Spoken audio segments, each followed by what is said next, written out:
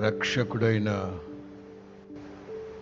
యేసుక్రీస్తు మహోన్నతమైన, ఘనమైన, అత్యున్నతమైన, సర్వశక్తి కలిగిన పుణ్యనామంలో ఈ 38వ రోజున ఉపవాస పండుగలో పాలు పొందిన దేవుని ప్రియులందరికీ హౌసన్నా మినిస్ట్రీస్ తరఫున మీకు అందరికీ వందనాలు. అందరికి వందనాలు. ప్రత్యేకించి నాన్నగారికి, అలాగే నా సహోదరుడు జ్యోతిరాజు గారు, పాస్టమ్మ గారికి, పిల్లలకి ప్రత్యేకమైన వందనాలు. 37 రోజులుగా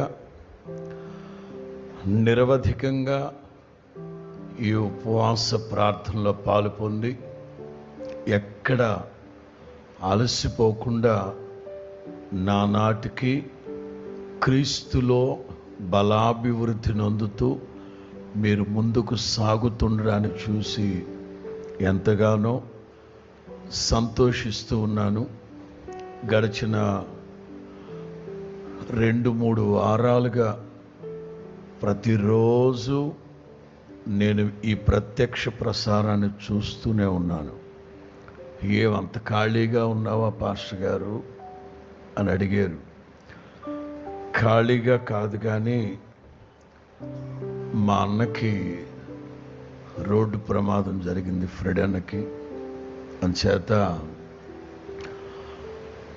16 రోజులుగా హైదరాబాద్ హాస్పిటల్లో తన దగ్గరే ఉన్నాను. నేను 16 రోజులుగా హాస్పిటల్ గదిలోనే తనతో పాటు కూర్చొని ఉన్నాను.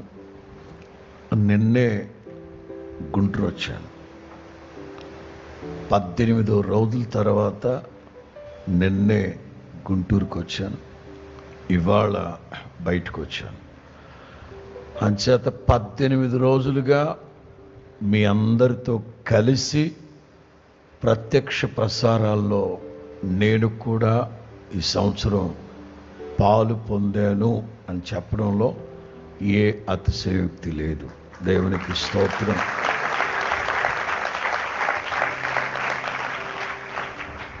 దైవజనులు చెప్పినట్టుగా పైనే చెక్కుకుంటూ వెళ్ళడం నాకైతే సాధ్యం కాదు, కానీ ఎముకలు, కండరాలు, మూలుగులను విభాగించేంత లోతుగా తీసుకువెళ్ళడమే నాకు తెలిసిన దేవుని పని.